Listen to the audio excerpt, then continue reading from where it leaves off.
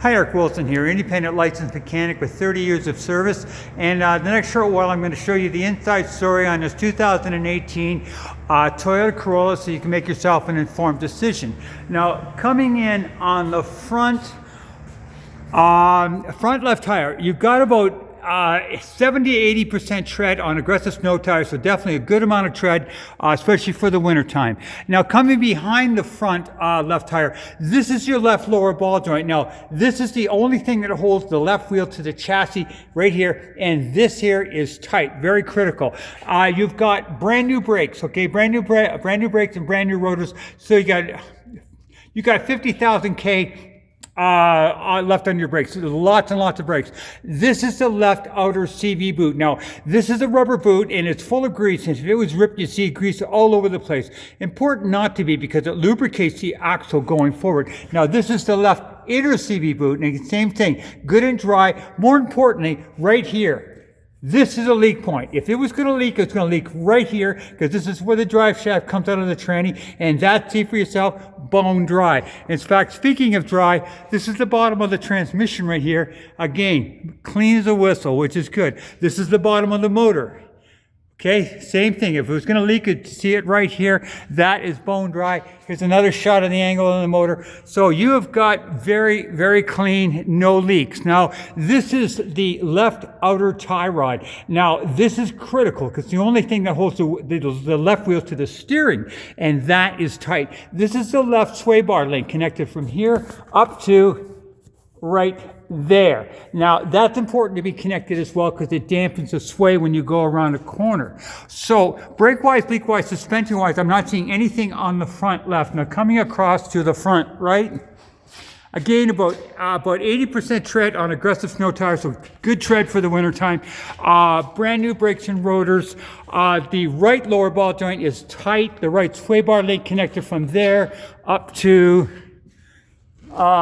there, intact, doing its job. The right outer tie rod is tight. The right outer CV boot, good and dry. The right, a little hard, okay, yeah, here you go. The right inner CV boot, good and dry. More importantly, right there is a leak point. And if it was going to leak, it's going to leak right there, and that is bone dry. So, brake-wise, leak-wise, suspension-wise, on the front right, no issues. Now, okay, following the exhaust down now, this is your catalytic converter here.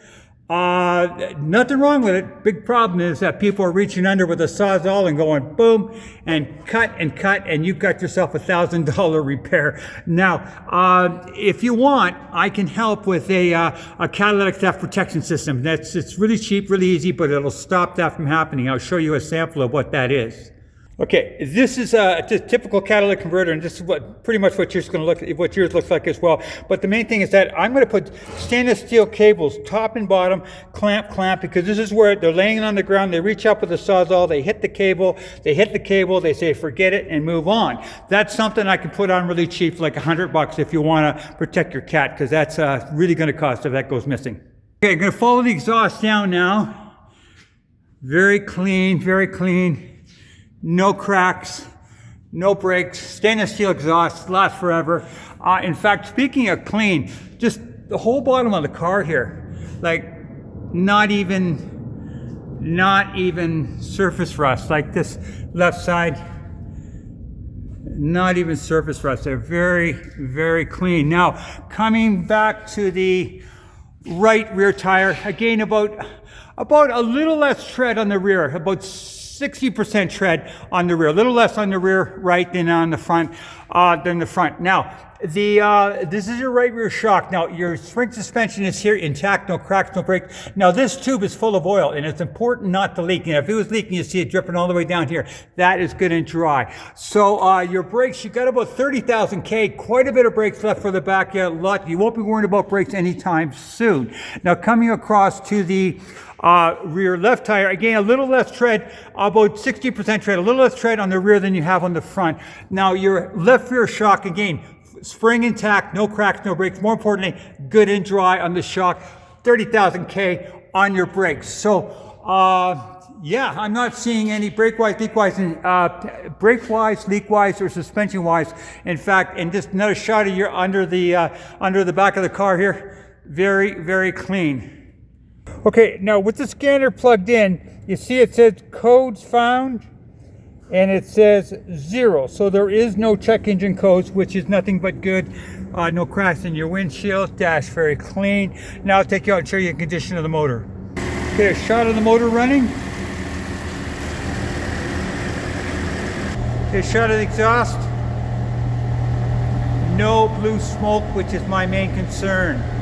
Now, something I always do is I take off the oil cap and I look underneath for any... Oh boy. Okay, let's try that again. I take off the oil cap and I look underneath for any kind of indication of white goo. Now, white goo would be a big problem because it's a mixture of oil and antifreeze. I do not see any indication of that at all. In fact, I don't hear any indication of problems in this car whatsoever. It's Toyota are really, really well built, and as far as I can tell, this vehicle has been well maintained. So that is my estimation of your vehicle. Hopefully that'll help you make an informed decision, and have a good one.